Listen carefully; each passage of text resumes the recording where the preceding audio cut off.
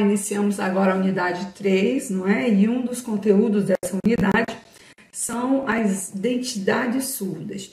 E esse material nós vamos encontrar lá no material de apoio, né? Na parte de material de apoio, vai ter, eu postei lá para vocês esse artigo da professora Gladys Perlins, chamado Identidades Surdas, que está aí no livro, né? A Surdez, um olhar sobre as diferenças, né? Do autor Carlos Scliar, que é um surdo muito conhecido nessa área das identidades, né? Na área da cultura surda, tá bom? Então aqui é o lado direito, né? A professora Gladys. A professora Gladys, ela tem toda uma formação, né? Que eu trago para vocês aqui. A maioria da sua formação foi feita na Universidade Católica do Rio Grande do Sul, né? Aqui ela já é doutora, tem pós-doutorado e atualmente ela é professora na Universidade Federal de Santa Catarina. Ela é uma das... Se você for ler esse material, né, que está postado, você vai perceber que ela traz um relato da sua própria vida dentro desse material, né? Quando ela fala sobre a identidade surda híbrida, né? Então aqui a autora ela diz assim, ó, ser surdo é uma questão de vida, né? Não se trata de uma deficiência, mas de uma experiência visual. Desta experiência visual surge a cultura representada pela língua de sinais, pelo modo diferente de ser, de se expressar, de conhecer o mundo, de entrar nas artes, no conhecimento científico e acadêmico. Gladys Perlins, 2000. Aqui, dentro do material, a autora traz um conceito de identidade, né, do professor Hall, Stuart Hall, tá? Então ele vai dizer que a identidade Hall em questão constantemente está em construção, uma construção móvel que pode frequentemente ser transformado e está aqui em movimento e empurrar o sujeito em diferentes posições. Cito alguns elementos que na concepção do autor, né, a autora vai fazer essa concepção, vai trazer essa concepção, né, da perspectiva do Hall, formas de identidades, né, aí pós-estruturalistas, tá? Então, eu trago aqui para vocês a primeira, né, e aí, fazendo a leitura do material, nós vamos visualizar que ela vai falar sobre essa questão da importância do encontro surdo com surdo, né? Por que é importante? Porque ele se identifica, né? Porque ele passa a ver que existe um outro ali, parecido com ele, com as mesmas dificuldades, com as mesmas experiências, né? Da mesma forma que ele vê o mundo do outro, também vai ver, né? Então, assim, é essencial que esse encontro aconteça, né? De uma criança surda com um adulto surdo, tá? Para que aconteça essa construção da identidade dessa criança, para que ela tenha um referencial, né? Para se embasar. E é como a autora vai dizer que é como abrir um baú, né? Ali, onde tem vários adornos, né? Vários objetos que vão adornar essa identidade, né? Que está faltando esse indivíduo sozinho, ele não consegue avançar nessa identidade. Então, ele precisa desse modelo do outro surdo, para que ele possa aí, né, se organizar e organizar a identidade, né? Da mesma forma, os ouvintes também se agrupam, se organizam, né? A gente não é com todo mundo que você consegue formar ali o seu grupo, né? Algumas pessoas você tem mais afinidade do que outras. Aí há aí uma relação de idade, né? Que está envolvida. Há também a questão de experiência de vida, né? Então tudo isso vai agrupar os ouvintes e da mesma forma, né, os surdos também vão se agrupar por meio dessas identidades. Então, dentro desse grupo de surdos, né, não existe ali uma forma igual para todos, tá? Então existem características que vão identificá-los, né, e vão agrupar essas pessoas, tá? Então os surdos são surdos em relação... e eu trago a imagem aqui para vocês, ó, por que é importante, né, esse adorno. Esse vídeo, ele tá postado lá para vocês também na sala, é o de uma família surda, né, e eles tiveram, o pai e a mãe, né, tiveram a Fiorella. Fiorella também nasceu surda.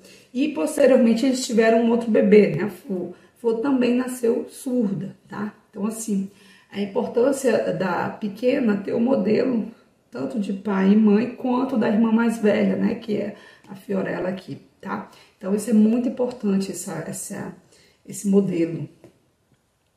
Os surdos são surdos em relação à experiência visual e longe da experiência auditiva, né? Essa diferença que separa a identidade surda da identidade ouvinte, tá? Então, dentro desse mundo surdo, existe aí, né, grupos, né, que se organizam, tá bom?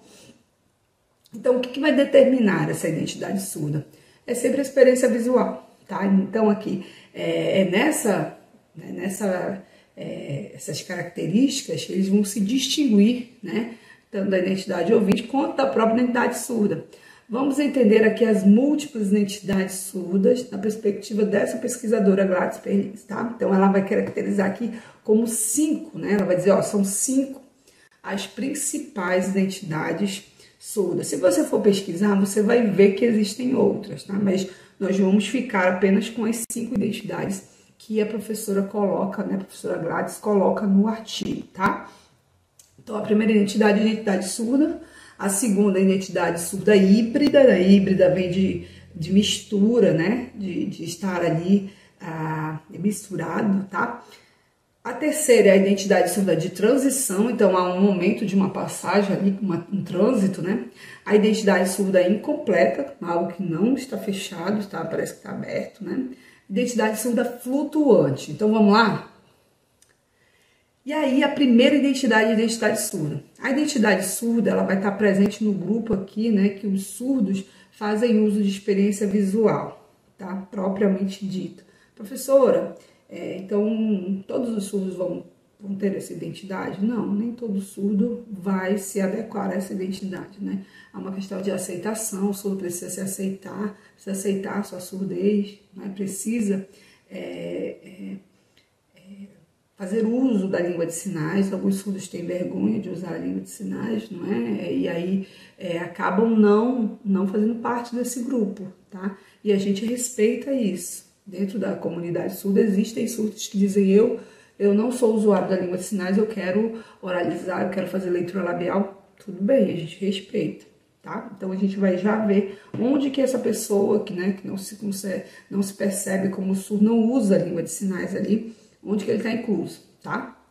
A autora vai dizer, ó, noto nesses surdos formas muito diversificadas de usar a comunicação visual. No entanto, o uso da comunicação visual vai caracterizar esse surdo e vai levar ele, né, ao encontro desse grupo de surdos, né? Então, o que caracteriza, né, a identidade surda? O uso da língua de sinais e a experiência visual que esse surdo vai ter, tá? Então, essa é a primeira característica da identidade surda, tá? Vamos para a segunda aqui, para a segunda identidade. Identidade surda híbrida, né? São surdos que nascem ouvintes e com o tempo, né, se tornaram surdos aqui. Esse surdo, ele conhece a estrutura do português falado e vão usar, né, aqui como língua, né? Então não tem como voltar. Ficou surdo aí ao longo da vida, né? Um acidente de carro, uma doença, né, ocasionou a surdez e ele já tinha adquirido a língua portuguesa como primeira língua. Então, existe uma estrutura que está formada, que está organizada, que não é possível de se alterar, né, muito rapidamente. Então, ele vai agora aprender língua de sinais, né, se ele se aceitar dessa forma, né? Então, e aí eles vão captar todas as informações do exterior por meio da visão, né? E vão tentar colocar na estrutura, né, que eles têm ali, já posta, que é na estrutura da língua portuguesa, tá? Então, ele está ali e agora tem que aprender uma outra língua, tá? Então, a autora vai dizer que é como se fosse 2 pessoas dentro de uma só, né? Então, que é o caso dela, e ela conta o relato de experiência. Não dá tempo da gente colocar aqui, mas depois você vai lá no artigo e dá uma olhadinha, tá? Nesse relato. Então, a primeira identidade surda, experiência visual, o uso da língua de sinais. A identidade 2, identidade surda híbrida, que é a mistura, né? Você já ouviu algum dia, a principal característica, agora já não ouve mais, precisa aprender língua de sinais, precisa se aceitar. Então, a autora vai dizer que é como se fosse 2 pessoas, né? 2 metades ali, tá? Terceira identidade é a identidade de transição. A autora vai dizer que essa identidade ela está presente nos surdos que estão mantidos ali sobre um cativeiro, né? Um cativeiro simbólico, que a família não deixa que ele encontre outros surdos, para não atrapalhar o uso da fala, tá? Então, assim, geralmente, ele vive ali naquela família, né? Por muito tempo, e quando ele tem uma oportunidade de encontrar com outros surdos, né? E às vezes na rua, às vezes na escola mesmo, ou quando ele fica na fase adulta que ele encontra outros surdos, ele passa, né, por essa identidade de transição, né? Ele está aqui na identidade que não se completa, ele vai conhecer os surdos e aí ele vai optar, ele vai dizer, não, eu quero passar por essa identidade, quero conhecer língua de sinais, quero ser usuário dessa língua. Então ele passa um momento aqui que ele vai aprender a língua, que ele vai aprender a cultura junto com os surdos, né? Então ele vai passar por essa identidade, ele não fica eternamente nessa identidade. E uma das atividades lá, você precisa identificar esse momento da passagem lá no filme, tá? Então fica esperto. Vai ter um momento ali que vai acontecer esse momento da passagem, que ele vai começar a aprender assim, né, um pouco da língua. E que momento é esse, tá?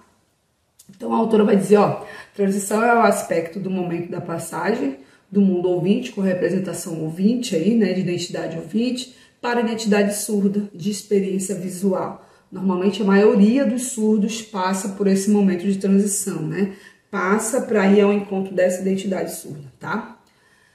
E aí a gente chega na identidade surda 4, né? Que é a identidade surda incompleta. São os surdos que vivem aí ainda sobre essa ideologia ouvintista, né? Que é forte, que é latente, que trabalha para socializar, para consertar o surdo, né? De maneira compatível com a cultura dominante, com a cultura ouvinte, tá? Então, assim, essa identidade, esse poder que o grupo, né, ouvinte exerce sobre o surdo, um poder simbólico, é um poder muito forte, né? Há muita pressão ali para que ele fale, que ele venha, né, a usar um aparelho, a fazer um implante coclear ou algo desse tipo, tá? Mas é difícil dele quebrar esse cárcere simbólico, digamos assim. Tá? Então, quando ele consegue se organizar, né, ele passa pela identidade de transição, quando ele consegue encontrar o surdo e vai ao encontro da identidade surda, se assim ele desejar. E essa identidade, ela fica incompleta por duas possibilidades, né? Aqui, ou porque ele não se aceita, ele não quer ser usuário da língua de sinais, e a sua identidade descompleta, porque ele não volta a ouvir, ou porque ele é mantido ali num cárcere, né? Tem alguma força ali externa que não permite que ele encontre essa comunidade, tá? Então, são duas características aí que tornam essa identidade surda incompleta, tá? Então, ela vai dizer que ele não consegue se organizar, não consegue estar em contato, né, com outros surdos. Aí pode dar o início do que chamam de uma situação dominante, de tentativa de reprodução da identidade ouvinte. Então, o surdo vai tentar falar, vai tentar ouvir, né? Aí você vai ver isso no filme, tá? Então, essa tentativa do surdo ali para se adequar ao modelo padrão que é imposto pela sociedade, tá? Então, com atitudes que são necessárias para sustentar essas relações, né, de dominância. Esse caso aí vai preconizar a identidade surda incompleta, seja porque é evitada, né, o surdo não quer, ou seja porque é ridicularizada, né, ou porque existe essa força, né, externa, tá? E aí a gente chega à quinta, né, a identidade flutuante, que é os surdos aí, né, que estão aí dentro dessa cultura de ouvintes. Essa identidade, ela é muito interessante porque a gente consegue ver um surdo ali consciente, né, que existe uma outra identidade surda, né, mas que em alguns momentos ele precisa se ajustar para estar junto com esses ouvintes, né?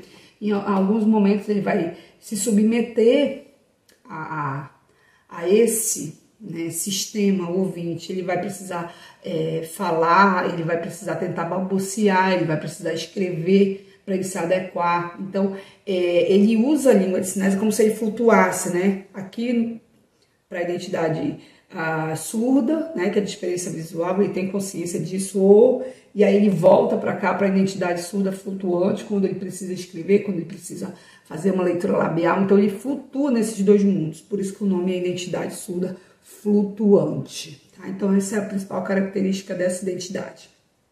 A autora vai dizer ainda que essa identidade é interessante, né, porque a gente permite nos ver aí um surdo consciente, né, ou não, aí, consciente, ou apenas ali sem consciência nenhuma, tentando, né, balbuciar, tentando se fazer entender, tá? Então, mais vítima, né, dessa ideologia, dessa força que segue aí determinando, né, estipulando esse padrão de comportamento e aprendizado por surdo, tá?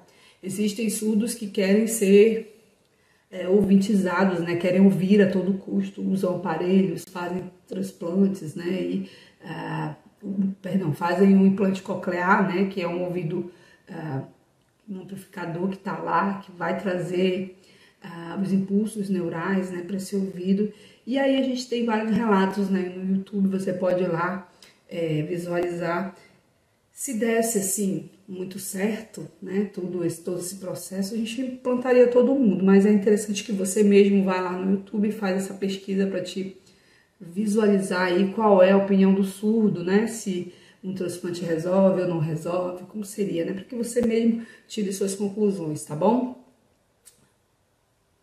E a diferença como significação política é construída, né, histórica e socialmente, é um processo, é um produto, né, conflito desses movimentos e a resistência de poder, né, de uma outra interpretação sobre a alteridade, sobre o significado dos outros no discurso dominante. Então, assim, é como o Raul falou lá no começo, né, o surdo está em constante movimento dentro dessas identidades. A gente vê que tem identidade que flutua, tem identidade de transição, uma hora ele está se posicionando aqui, ser um usuário da língua, né, de sinais, com uma identidade surda, outra hora ele diz, não vou flutuar porque eu preciso me comunicar, ele se sujeita a esse processo, então ele está em constante transformação, tá? Então a gente aprendeu aí, né, nesse artigo, as 5 identidades, as 5, né, principais da perspectiva da professora Gladys Perlins, tá? Então, identidade surda, experiência visual, usuário da língua de sinais, né, consciente da sua identidade, da sua cultura. 2, a identidade híbrida, né, que é uma mistura, aprendeu a língua portuguesa por primeira língua e ficou surdo e agora tem que aprender a Libras, né, no Brasil, e aí é como se fosse 2 pessoas em uma, né? Nós temos a identidade de transição, que é o momento dessa passagem desse mundo ouvinte, com essas regras ouvintes, para o mundo surdo, né? E é uma passagem, ele não fica eternamente nessa identidade. Nós temos a identidade incompleta, ou incompleta porque ele não se aceita a língua de sinais e ele não tem como voltar a ouvir, né? Nesse caso, então ela não se completa, ou porque existe uma força ali que não permite que ele encontre seus pares surdos e, né, vá aí em busca dessa identidade, tá? E a última, que é a flutuante, que a gente consegue ver o surdo, né, ali, consciente, né, ou não, da sua identidade, né, da sua cultura, da sua língua, e aí ele vai se sujeitar a esse mundo ouvinte, tentar balbuciar, tentar escrever, tentar se adequar a esse padrão em alguns momentos da sua vida. Então ele vai flutuar nesses 2 mundos, porque ele é usuário, ele não nega a sua língua, né? E essa é a principal diferença da identidade flutuante para a identidade incompleta, né? E nessa identidade flutuante, ele também pode não ter essa consciência e tentar se ajustar a esse padrão de normalidade imposto, né, que é a oralidade, tá ok? E agora, vai lá no material, dá uma lida, né, no artigo, se não leu, lê o artigo todo, para que você possa aí, depois, tirar todas as suas dúvidas e que esse conteúdo possa ficar o mais claro possível, tá bom? Tchau, tchau e até a próxima.